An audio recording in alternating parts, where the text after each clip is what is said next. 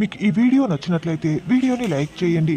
యువరాజు బాడీ అవునో కాదో తెలుసుకుందామని జేడీ కేడీలు ఇద్దరు కూడా మార్చురీ దగ్గరికి వెళ్తే త్రిపాఠి వాళ్ళని లోపలికి వెళ్ళనివ్వకుండా అడ్డుకుంటారు.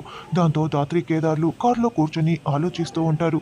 ఇప్పుడు ఎలా దాత్రి ఆ బాడీ యువరాజ్ది అవునో కాదో తెలుసుకోవటం ఎలా అని అంటే ముందు మనం యువరాజ్ బాడీని ఎలాగైనా సరే తీసుకోవాలి.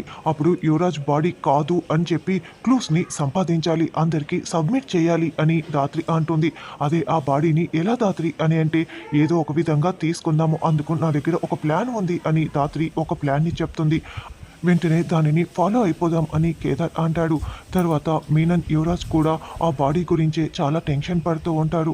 ఎవరికి ఆ బాడీ గురించి డౌట్ రాకూడదు, అంటే ఆ బాడీ అక్కడ ఉండకూడదు అని, ఆ బాడీని వెంటనే మాయం చేయాలి, ఎవరికి కూడా డౌట్ రాకూడదు అని మీనన్ అంటాడు.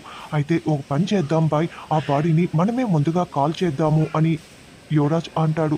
వెంటనే ఆ పని చేయండి, ఎవరికి డౌట్ రాకుండా ఆ బాడీని కాల్ చేయండి, అక్కడి నుంచి మాయం చేసేయండి అని మీనన్ కూడా ఓకే చెప్పడంతో యువరాజ్ కొంతమంది మనుషుల్ని తీసుకొని ఇక బాడీ కోసం వెళ్తూ ఉంటాడు. నన్ను అడ్డుకొని ఆ బాడీని ఎలా తీసుకువెళ్తారో, ఎలా చూస్తారో నేను చూస్తాను అని త్రిపాఠి ఆ మార్చరీ బయటే అటు ఇటు తిరుగుతూ వెయిట్ చేస్తూ ఉంటారు.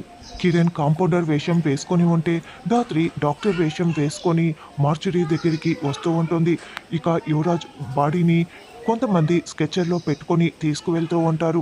అందరి కళ్ళు గప్పి ఇప్పుడు దాత్రి ఆ బాడీని ఎలా తీసుకువెళ్తుందన్నది రానున్న ఎపిసోడ్లో తెలుసుకుందాం.